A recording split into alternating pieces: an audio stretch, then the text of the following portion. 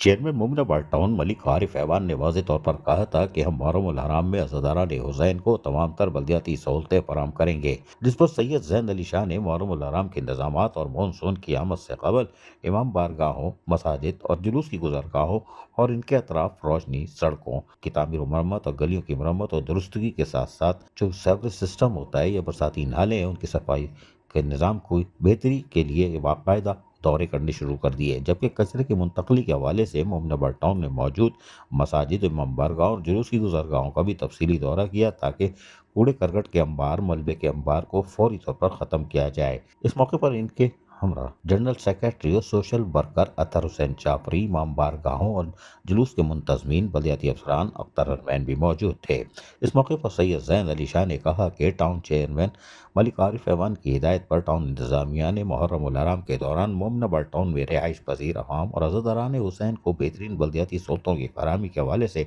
जामे और मरबूत प्लान मरतब कर लिया है। सैयद ज़ैन अली शाह ने मुंतजमीन से मजीद बताया कि टाउन इंतजामिया ने अपनी रवायत को बरकरार रखते हुए इस साल भी मुहर्रम उल हराम और मानसून की आमद से कबल ही टाउन इंतजामिया ने इक़दामात शुरू कर दिए थे, जिसके तहत हंगामी बुनियादों पर नदी नालों की सफाई के साथ साथ तमाम इमाम बारगाहों, मसाजिद और जुलूस की गुजरगाहों और इनके अतराफ सफाई सुथराई, रोशनी की फराहमी और सड़कों और गलियों की मरम्मत और दुरुस्तगी के कामों को हंगामी बुनियादों पर मुकम्मल भी किया जा रहा है। अजीज़ आरिफ, KBS बल्दियाती न्यूज़, कराची। ऐसी ही खूबसूरत वीडियोस फ्यूचर में हासिल करने के लिए रेड बटन पर क्लिक करके और बेल आइकॉन को प्रेस करके हम सबके सब्सक्राइबर बनना मत भूलिए।